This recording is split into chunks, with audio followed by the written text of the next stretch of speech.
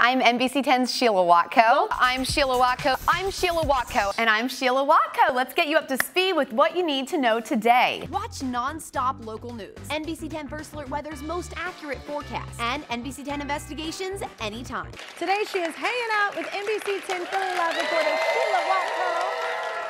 What's up, ladies? So where in Philly are you? Hi, Kelly. Right now we are at Independence National Historical Park. Right behind us, that's Independence Hall. That is where both the Declaration of Independence as well as the Constitution were debated and signed. Right across the street from us, it's the Liberty Bell that used to actually ring in the tower at Independence Hall. The coolest part of all of this history is right in the middle of downtown Philadelphia. Right now at 11, people in Philadelphia's King Sessing neighborhood are continuing to clean up the damage after a water main break spilled 8 million gallons of water onto the streets.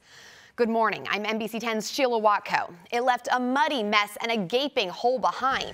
Take a look at this. This was the scene we showed you yesterday as breaking news. It was at 56th Street and Springfield Avenue. Vice President Kamala Harris is planning to visit the U.S.-Mexico border today. She's expected to go to El Paso, Texas. The visit comes amid increasing pressure for her to travel there and see the conditions for herself. Republicans have been critical of the vice president for not going to the border before this. And Rudy Giuliani can no longer practice law in New York. A court suspended him for lying while trying to overturn former President Trump's loss in the 2020 election. Giuliani will have the chance to appeal this decision. Thank you, Rosemary. We've been reporting that shootings across Philadelphia are on the rise. And now police say they are following a string of armed robberies targeting victims in Center City. One of them, a groom, robbed of his Rolex on his wedding day in Old City over the weekend. Police say there have been about a dozen attacks since late September that may all be connected. It's now day 2 of the massive search and rescue mission, and crews continue tirelessly to find survivors in the rubble.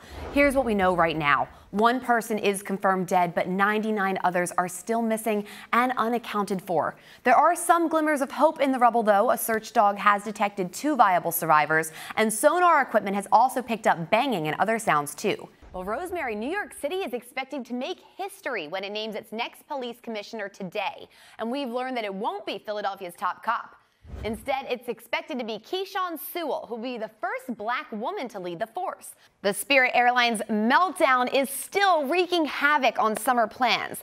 Thousands of passengers hoping to board flights yesterday ended up stranded once again. Before that, she was in Delaware Bay, but she moves fast. She's now moved off the coast of Long Island in New York. Please stay.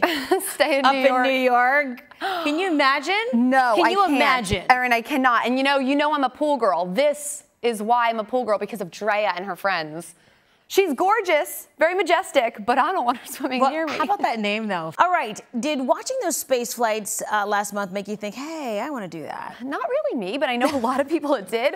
If it did for you, you better be ready to pay up, because the price for a ride with Virgin Galactic is out of this world. The company announced it is reopening ticket sales. Wow. The starting price, are you ready for this? $450,000 per seat. This is the 3rd annual Fade to Black Film Festival presented by OMG Studios. Fade to Black celebrates the work of black filmmakers and the future of film. All pieces are short films, and this year's works include music videos, documentaries, animations, even some experimental pieces. You know legendary NBA star Magic Johnson. But how well do you know Irvin Johnson? A new docuseries on Apple TV Plus chronicles the incredible life of the basketball icon. Let's talk about mass transit. So first of all, we're going to talk about SEPTA.